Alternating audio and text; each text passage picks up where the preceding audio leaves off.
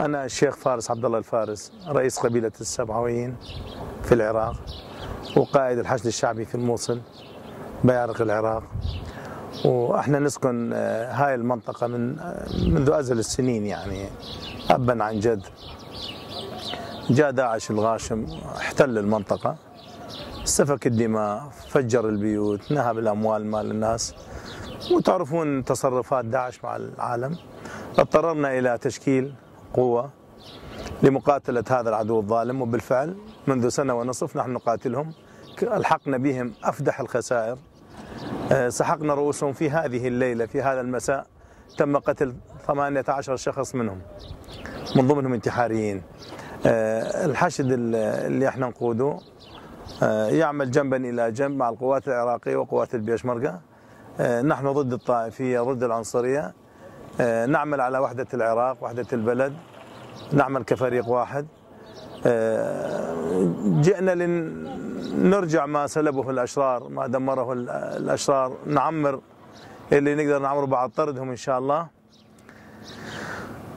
للأسف خلافات سياسية قوية في العراق تساعد هؤلاء الزمر الضالة على البقاء.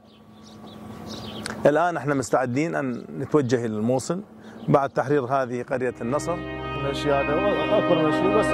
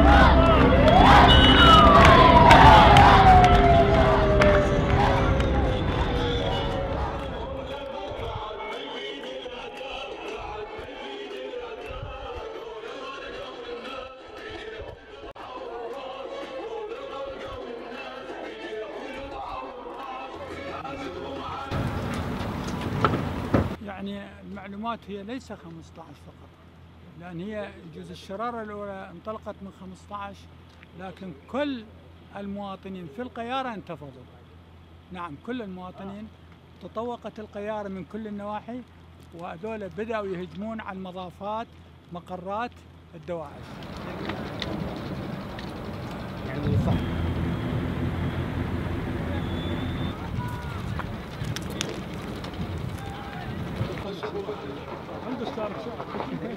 الموصل شكلوا قوة متخفية بدأت تقتل عناصر داعش أو تقوم بعمليات اغتيال لعناصر داعش.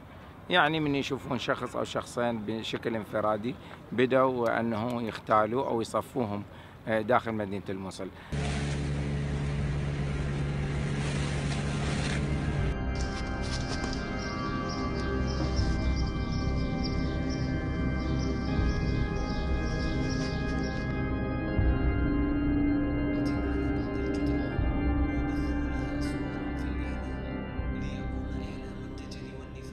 I think that these people are a real hero who are inside Daesh, and they are not afraid to do such things against Daesh. And this is the message that we want the people of Mosul to know. The other kind, Kataib al-Tahrir wal-Salam, their duty will start in the first day of the liberation, not now.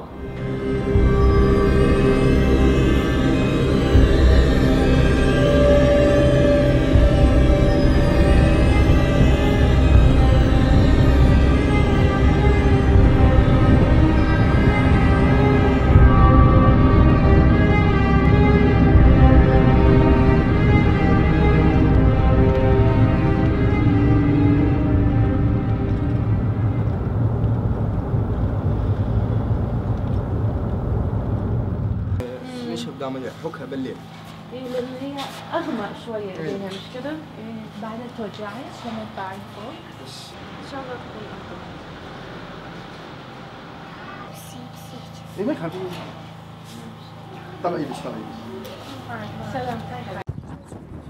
Le soleil se lève sur Erbil et les taxis de la ville commencent leur journée. Mais pour l'un d'eux, elle sera particulière.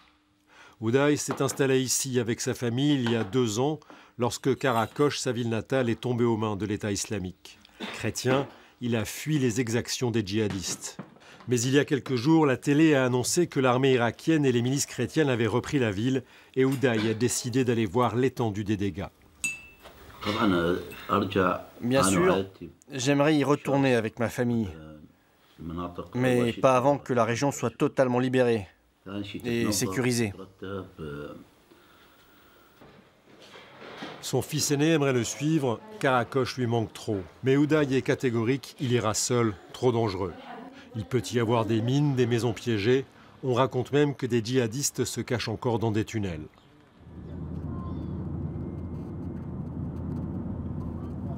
Karakosh n'est qu'à 30 minutes de Mossoul où les combats font encore rage. En théorie, la zone n'est pas accessible aux civils, mais Uday a obtenu un laissez-passer grâce à un frère militaire. 2 heures et 7 barrages plus loin, Uday reconnaît à peine Karakosh. Et dans sa tête se bousculent des sentiments confus. Évidemment, je suis content d'avoir franchi tous les checkpoints et de retrouver enfin ma famille. Mais quand je vois tout ça, ça me déprime. C'est escorté d'un milicien chrétien qu'Uday va découvrir sa maison. On ne sait jamais. Les mots lui manquent. Il est persuadé que Daesh l'a incendiée parce qu'elle appartenait à un chrétien. Une odeur d'explosif flotte encore dans sa maison. La guerre est toujours là. Plus loin, dans une rue commerçante, c'est un stock de mines artisanales qui est découvert. C'est aussi dans cette rue que se trouvait le magasin de vêtements d'Uday. Il est dévasté. S'il revient vivre ici un jour, il devra repartir de zéro. Uday remonte la rue et le temps pour voir la maison de ses parents, là où il a grandi avec ses 9 frères et sœurs. Ça, c'était le salon. Je me souviens que je m'asseyais ici avec mon père et lui se mettait là. La Bible. Le père d'Uday est mort d'une crise cardiaque 3 jours après avoir fui Karakosh. Il avait construit cette maison de ses mains. Tout est à reconstruire. Qui accepterait de revenir dans un endroit pareil, une zone qui n'est même pas sûre? En plein cœur de la maison, Uday découvre un trou béant. Il confirme ce que l'on raconte à propos des tunnels de Daesh. Encore une des preuves de l'État islamique. Ils ont creusé ces galeries. Ils voulaient se protéger des frappes aériennes. Ils s'en serviraient aussi pour prendre à revers les forces de la coalition en sortant par des trous comme celui-là. Tu devrais y jeter un œil. Avec mon équipement, je passerai pas. Il y a peut-être encore des gars de Daesh. T'inquiète pas, on saura les accueillir. Le policier se dévoue. Rien à signaler, mais mieux vaut ne pas s'attarder ici. Uday décide de rentrer à Erbil. Il appelle sa femme pour lui dire qu'il vaut mieux oublier Karakosh, songer à l'exil en France ou ailleurs. Il parlera aux enfants ce soir.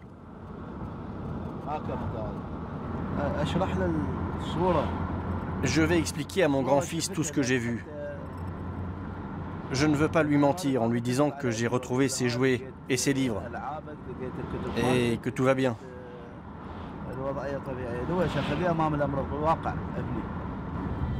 Mais avant de rentrer, Uday s'arrête chercher réconfort dans une église d'Erbil. L'Irak qu'il a connu n'existe plus. J'aimerais garantir un futur à mes enfants. même dans un autre pays, mais vivre avec un espoir, aussi infime soit-il. Je n'ai plus confiance dans ce pays. On s'en est sorti vivant cette fois-ci, mais la prochaine... Désolé, je ne sais plus quoi dire. À mon avis, ce pays est foutu.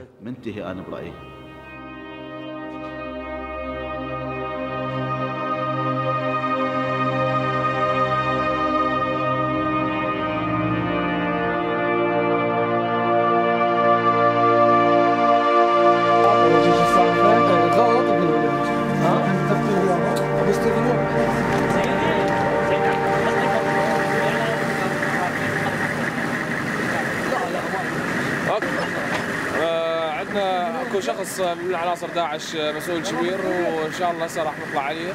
جتنا اخباريه من مصادرنا قاتل ببيت هنا بيت اخوه ان شاء الله هسه راح نروح نجيبه ونجي ان شاء الله. Comme tous les mercredis, à la prison haute sécurité de Qamishli, c'est jour de parloir. Ici, ne sont emprisonnés que des djihadistes de Daesh. 650 membres de l'État islamique, pour beaucoup des Syriens, capturés pour la plupart par les forces arabo-kurdes et FDS lors des batailles de Deir ez-Zor et de Raqqa. Quelques minutes de conversation qui les relient chaque semaine au monde extérieur. Une existence qui désormais ne tient qu'à ce fil.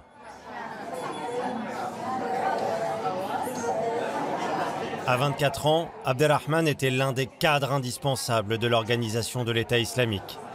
Ce mercredi, le comptable de Daesh patiente avant la venue de sa famille, qui tarde ce jour-là.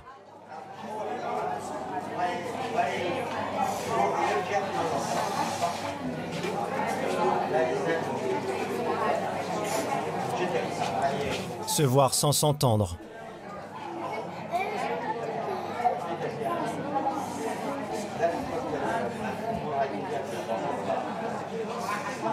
Se voir sans se toucher.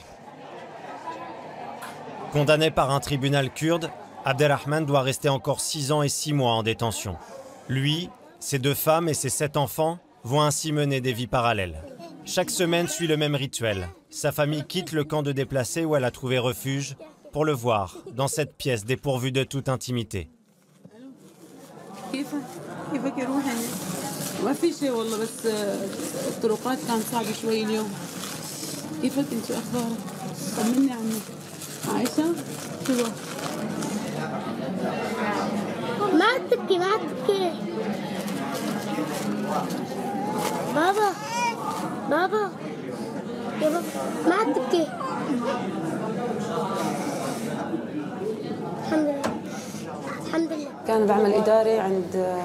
Il a commis une faute en allant avec Daesh.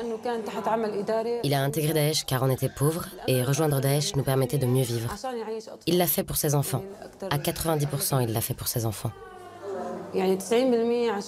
Mais au moment des premiers bombardements, il a décidé de fuir. Il a fui Daesh pour ne plus avoir affaire à eux, pour en finir.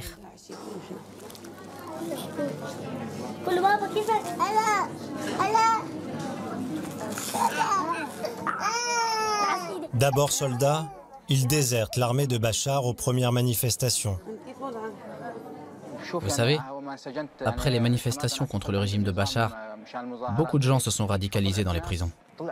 Quand vous voyez les morts là-bas, c'est normal de devenir salafiste, wahhabite ou djihadiste. Et il y a la torture, qui ne vous laisse pas indemne.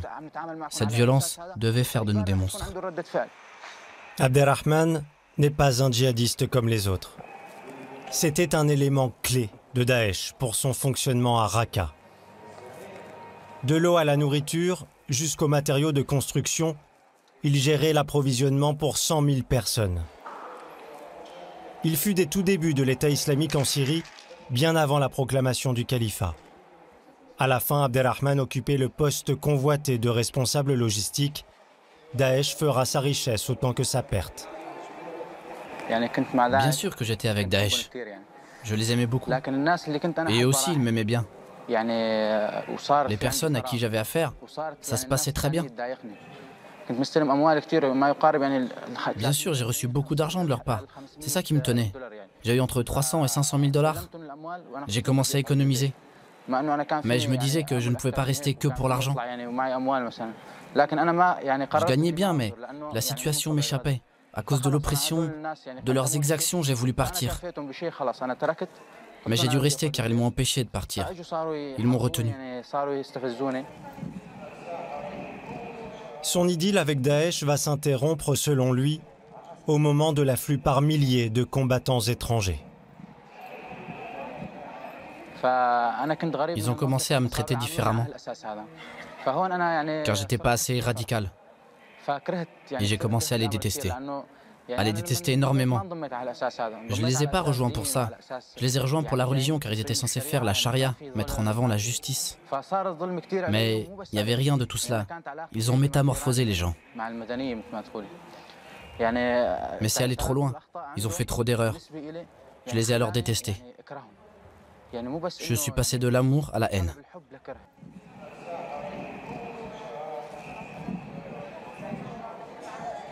Des djihadistes surveillés de près par l'administration pénitentiaire. À leur tête, une femme, une Kurde, ne portant pas le voile au milieu d'ultra-radicaux, en apparence un choc des cultures, mais pas pour Abir Massoud. On peut avoir une idée préconçue sur Daesh. En fait, j'avais peur. Mais malgré cette peur, je devais les respecter. Je me suis demandé si je pouvais rentrer sans foulard à l'intérieur. Si sans foulard, ils allaient m'agresser ou me demander pourquoi je ne portais pas de voile. Mais rien de cela ne s'est produit. Il n'y a eu aucun incident. Non, au contraire, tout s'est bien passé.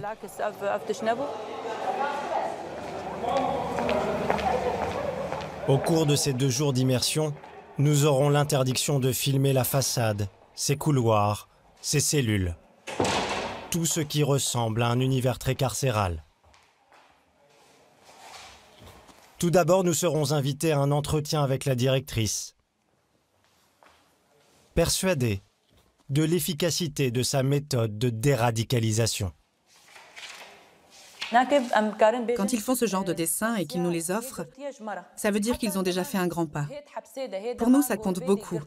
Ça, c'est une sorte de cadeau. Et quand des détenus envoient ce genre de cadeau au directeur de la prison, on peut considérer que notre travail a porté ses fruits. Ils prennent conscience que Daesh leur a insufflé des idées sombres. Ici, ils voient de nouveau la lumière et acquièrent une autre compréhension de la réalité. Exemple avec cette femme qui porte une torche. Des djihadistes l'ont dessinée. Ça symbolise une femme libre. Une personne habitée par une idéologie radicale ne sera pas prête à dessiner une femme libre. Ça montre que notre entreprise de rééducation porte ses fruits. Des prisonniers djihadistes dessinant des femmes non voilées, progressistes et kurdes. La scène pourrait prêter à sourire. Mais la déradicalisation en terre kurde ne s'arrête pas là. La direction tient à nous faire une visite guidée dans un endroit pour le moins singulier.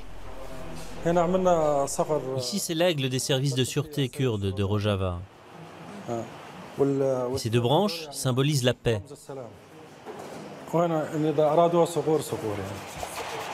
Bienvenue dans l'atelier de modélisme de la prison de Qamishli. Ici, on forme ces anciens djihadistes au métier de décorateur d'intérieur ou de peintre en bâtiment. Objectif, les réinsérer dans la société syrienne. Là, c'est 15 cm. 15, tu m'as compris? Là aussi, c'est la même longueur. On s'entraîne à faire des maquettes très orientées, tout simplement à la gloire de Rojava, la province autonome kurde, ou d'Öcalan, le leader vénéré du PKK, le parti des travailleurs kurdes qui contrôle en sous-main cette prison. Hé les gars, faites attention, soyez attentifs au travail de votre collègue. Regardez comment il prend les mesures, et comme ça, tout le monde progressera. Avant de transmettre son savoir, Saïef était un combattant djihadiste, arrêté juste avant de commettre un attentat suicide, d'après le renseignement kurde. En prison depuis 8 mois, il rêve désormais d'ouvrir un cabinet d'architecte. Je m'inspire de mon vécu pour faire ces modèles. J'ai le sentiment de voir mon pays, d'avant la guerre. Ici, je ne détruis pas, je construis. Avec ces maquettes, c'est comme si je voyais la Syrie d'avant. Avant l'invasion, avant l'arrivée de Daesh et avant les idées islamistes. Mon pays était comme ça. C'était ça le tissu social de mon pays. Un Saïef qui montre un tout autre visage que celui qu'il présentait il y a encore quelques mois.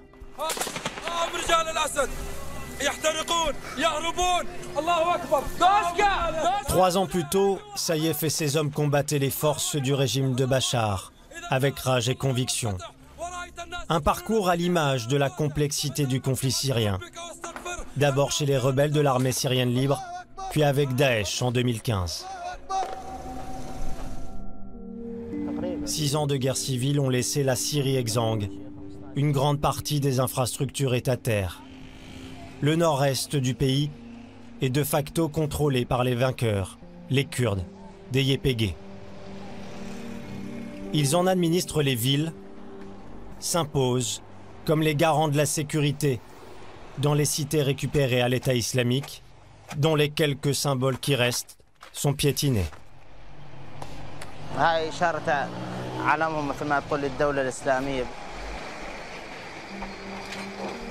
La guerre n'est pas finie, mais pour les Kurdes, l'après-guerre a bel et bien commencé.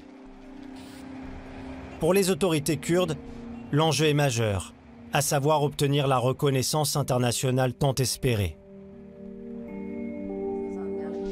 Les autorités de la province se positionnent sur le dossier crucial de la gestion des djihadistes, des combattants dont personne ne veut. La porte-parole des YPG, Nisrine Abdollah, appelle donc à la responsabilité des Occidentaux et des pays arabes. Notre collaboration avec les Occidentaux vise à garder les djihadistes loin de leurs frontières. On rééduque les Daesh, mais on ne sait pas si ça va donner des résultats. Mais ces pays avec qui nous collaborons doivent bien mesurer le risque que représentent ces gens-là. Mais que se passerait-il s'ils étaient relâchés? Ils peuvent être instrumentalisés et se réorganiser chez des pays ennemis à la France, l'Angleterre, les États-Unis. Nos partenaires doivent bien en avoir conscience. Les Occidentaux sont donc prévenus. Les Kurdes de Syrie veulent négocier via les djihadistes prisonniers. En attendant, à la prison haute sécurité de Kamishli, l'écho de la guerre n'est jamais très loin. À l'infirmerie, les combattants blessés dans les différentes batailles font la queue pour être suivis. Ce jour-là, 2 adolescents de 14 ans débarquent pour être soignés. Découvrant leur jeune âge, la direction, pris de court, tente de trouver une solution.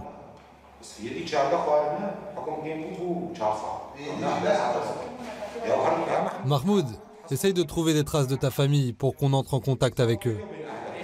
Enrôlés de force il y a 6 mois, les 2 adolescents combattaient avec Daesh il y a encore quelques semaines. L'un des 2 a perdu une jambe dans une frappe aérienne à Deir ez-Zor.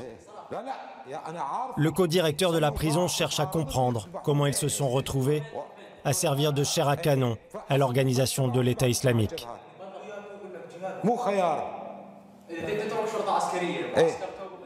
T'es d'abord arrêté par la police militaire, enfermé.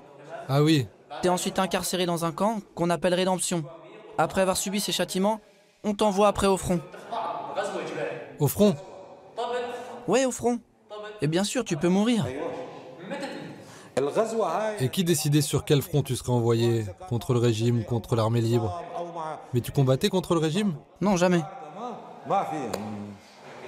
Quand le débrief militaire s'invite plus ou moins spontanément à l'infirmerie.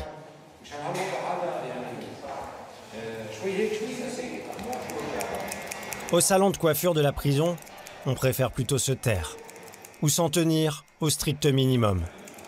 Le barbier est lui-même un détenu, 10 mois déjà à vivre derrière les barreaux.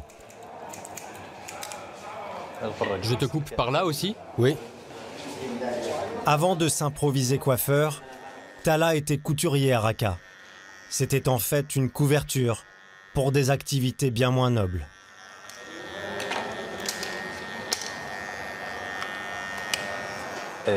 J'étais trafiquant d'armes. Oui, trafiquant d'armes. Notre village natal était à la frontière avec la Turquie. Notre métier, c'était la vente d'armes. Jamais dans l'entretien, Tala ne reconnaîtra la moindre vente d'armes à Daesh. Je n'étais pas avec Daesh. Je ne suis pas Daesh. Vous n'y étiez pas? Non. Pourquoi êtes-vous là alors? Je te l'ai dit, je suis vendeur d'armes. Tu vendais des armes pour qui? Pour moi, j'achetais des armes et je les vendais. À qui? Je les vendais en Turquie, à des marchands. De la Syrie à la Turquie? Oui. Trafiquer des armes de la Syrie à la Turquie, un déni de réalité pour les autorités kurdes. Elles assurent pourtant avoir la preuve de sa collaboration avec Daesh. Pour cela, il sera condamné à une peine de prison de 6 ans ferme. Pour autant, pas question de s'appesantir sur ses conditions d'incarcération. Est-ce que je coupe encore par là? Ça va pour vous? Très bien. Le gel, c'est mieux ici? Est-ce que je fais les pattes? Oui. De l'époque où Daesh régnait en maître, Tala va nous livrer un témoignage dérangeant des exactions commises à Raqqa, l'ex-capitale syrienne du califat. Ils ont ramené un de leurs membres. Il était habillé comme eux, barbu. Ils nous ont dit qu'il s'agissait d'un traître, d'un espion. C'était pourtant un des leurs, un homme de Daesh. Ils l'ont ramené. Ils ont attaché sa tête sur le billot. Ils lui ont enlevé sa chemise et sa tenue pakistanaise. Puis l'un d'eux a pris une hache et l'a frappé au cou. Mais le bourreau a dû s'y reprendre à 2 fois pour le décapiter. Ils ont dit que c'était ainsi qu'il fallait punir les traîtres. Ils criaient de joie. Et jamais il ne condamnera ces exactions. Tala retournera ses tondeuses sous le regard d'Abdullah Öcalan, le leader vénéré des Kurdes, jamais très loin dans cette prison haute sécurité. Ici, c'est les Assaïch, la sûreté kurde, qui surveille de près ces centaines de djihadistes. Objectif, montrer que ce centre est tout sauf Guantanamo. Quoi de mieux alors qu'une partie de volley-ball où s'invite, comme par hasard, le chef de la sécurité, Rezan Ibrahim. Pas d'armes, ni de matraque. Pendant ce tournage, lui et ses hommes veilleront à chaque instant à donner une image de gentils organisateurs. Des vainqueurs qui ne se font pas prier pour attaquer. Tout est bon pour marquer un point face à un ex-djihadiste. Comment je le sens? Je sens qu'on peut les aider à évacuer. On arrive à tisser un lien humain avec eux. Et nous sommes heureux. Car à la fois ce sont nos ennemis, mais on croit au fait de pouvoir les ramener dans le droit chemin. On peut les réintégrer dans la communauté. Je dis au monde, aux Occidentaux, arrêtez de parler.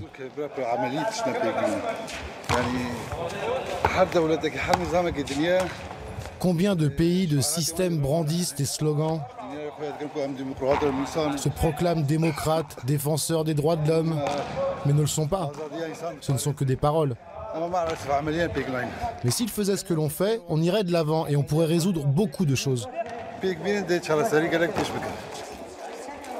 Donner sa chance aux détenus d'être un homme nouveau.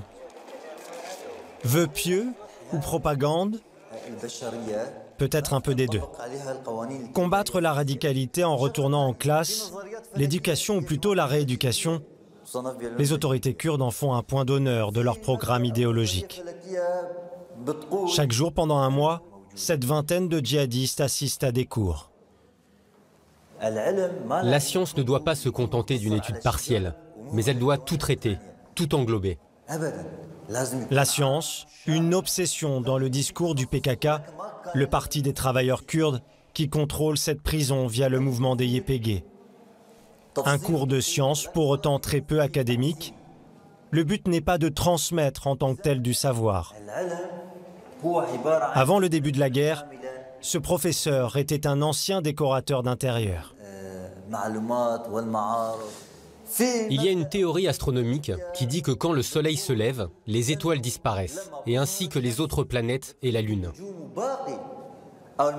Et cette même théorie est utilisée par les systèmes autoritaires et répressifs.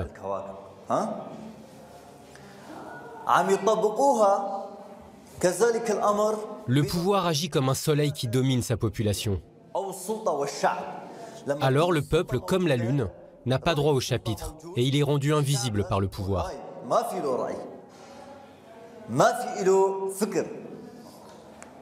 De l'astronomie à la théorie politique, le pas est vite franchi. La science est quelque peu laissée de côté. Le cours s'engage alors sur un chemin très politique. Comme Socrate, comme notre prophète Mohammed, que la paix et la prière soient sur lui. Comme Öcalan, ils ont demandé à ce qu'on suive le chemin des connaissances et de l'apprentissage. Et bien sûr, il y a certains versets du Coran qu'on peut citer en résumé. Comme le dit notre Dieu, qu'il soit loué le Tout-Puissant et le Miséricordieux. Ces gens-là ne pensent-ils pas? Ne comprennent-ils pas? Ne voient-ils pas? Ces interrogations signifient quoi selon vous? Cela montre que Dieu nous incite à voir, à réfléchir, à apprendre. Un professeur marxiste aux références religieuses, même les anciens membres de Daesh n'iront pas s'aventurer sur le terrain coranique. Une stratégie pourtant pleinement assumée par l'enseignant Koshir Massoud. Je suis convaincu de l'importance de cette entreprise de rééducation. L'homme a des yeux et un cerveau, et c'est par la connaissance qu'il voit clair, qu'il trouve son chemin. Car sans la science, l'homme est aveugle. Et bien sûr, l'accès à la connaissance ne peut s'envisager que par la science et l'éducation. Il faut donc comprendre de quoi se nourrit Daesh pour pouvoir rééduquer ces gens. Rééduquer, l'obsession de cette prison académie.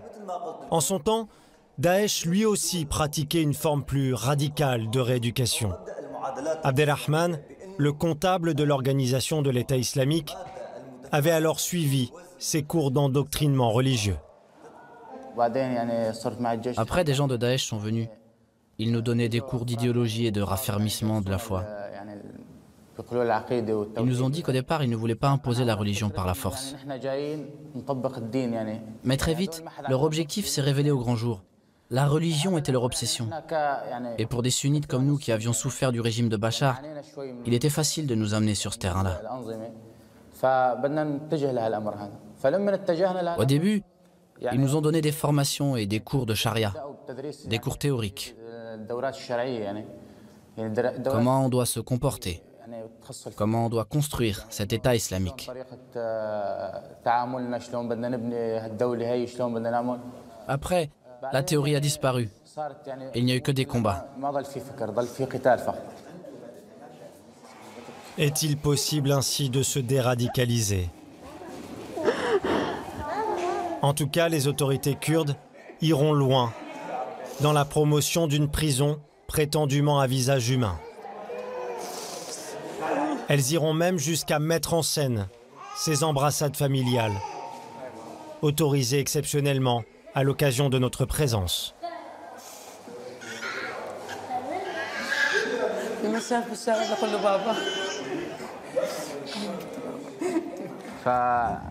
À partir du moment où je suis parti de Raqqa, je suis devenu un hors-la-loi.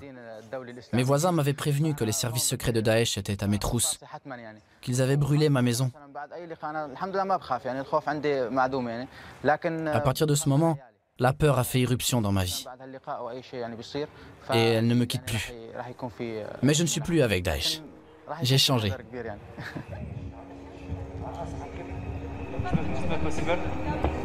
Alors que nous souhaitions interroger Abdelrahman dans sa cellule, La direction a préféré mettre fin à ce tournage.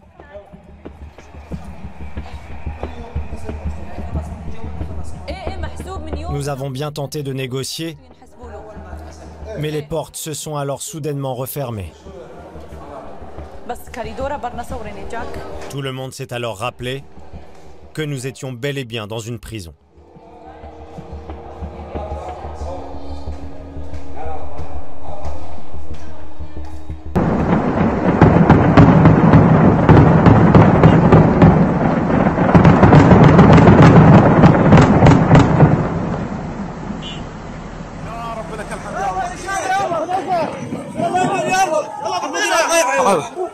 يا رب لك الحمد يا الله. ها هي مقراتهم تحت طرف المياه. يا رب لك الحمد يا الله. يا رب لك الحمد يا الله. ها هي مقراتهم تحت طرف المياه.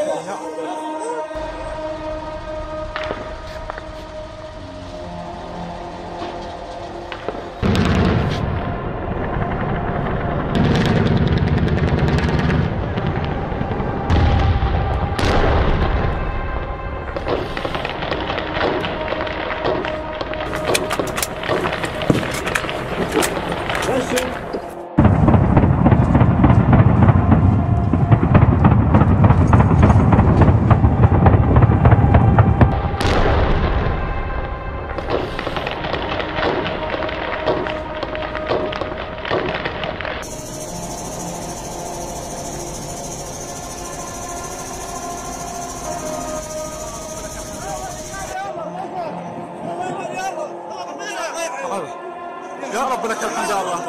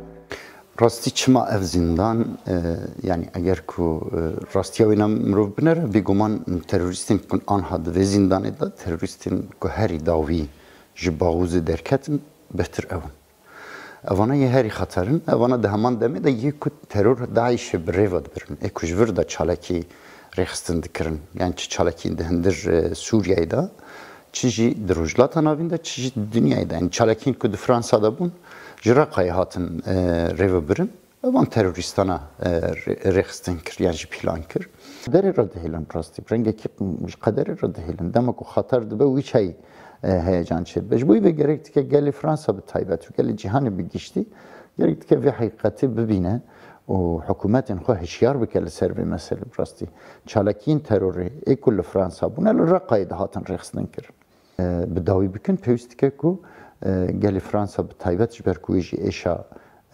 داعشی کشاندی حکومت فرانسا و دولت جهانی بگیشتی گرکتی که کدوی آلی دا به برپرسیارتی تبگر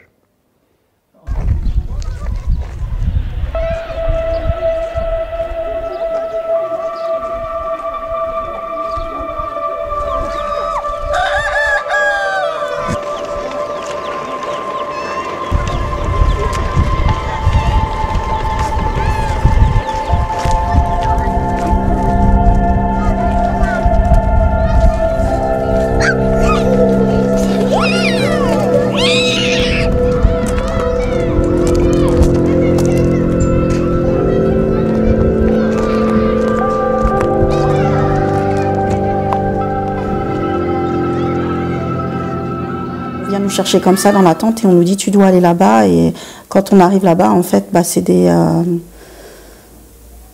en fait, on sait que c'est des gens de Tahalouf, en fait, qui viennent et qui nous... de la coalition, qui viennent nous poser des questions. Et en fait, on sait que c'est des... On sait tous, en fait, toutes que c'est des gens du gouvernement français, en fait. Mais ils nous parlent en arabe, pour pas nous laisser penser qu'ils sont français, alors qu'on sait très bien que c'est les Français qui sont en train de parler avec nous. D'après les lois françaises, ça se passe pas comme ça. Donc c'est à partir de ce moment-là qu'on se demande, en fait, est-ce qu'ils ont le droit de venir nous interroger comme ça, étant donné qu'en France, ils ne le feraient pas. En fait, ça ne se passerait pas dans des conditions pareilles. C'est là qu'on se dit, il y a un problème, quoi. Là, on sait très bien qu'en France, ça ne se passe pas comme ça. C'est pas des choses cachées, en fait. De l'autre côté, ils ne veulent pas de nous, ils ne veulent pas nous rapatrier. Et de l'autre côté, en fait, on ne peut pas partir. Donc, il faut prendre une décision. C'est soit on nous laisse sortir et on va où on veut, ou soit ils agissent.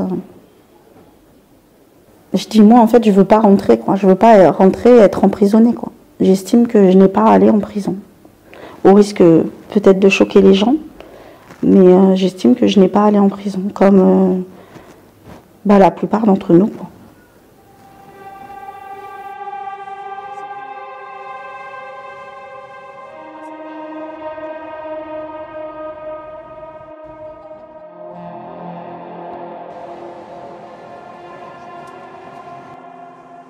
انه دواعش حاول يتسلوا من السجن وانه يطلعوا ويرجعوا من اول جديد في المرتزقه، بس الحمد لله نحن بفضل رفاقنا قضينا عليهم يعني وما خلينا يفروا ويطلعوا من برات السجون، لانه اللي طالعين هدول يعني ارهاب هن، يعني راح يشكلوا خطر كبير على شرق وشمال سوريا، والحمد لله خلصنا منهم يعني. كمشناهم هلا امبارح كمشنا واحد هون عند مفرق عليا في تسلل لهم، بس نحن عم نتصدى لهم عم نمسكهم يعني.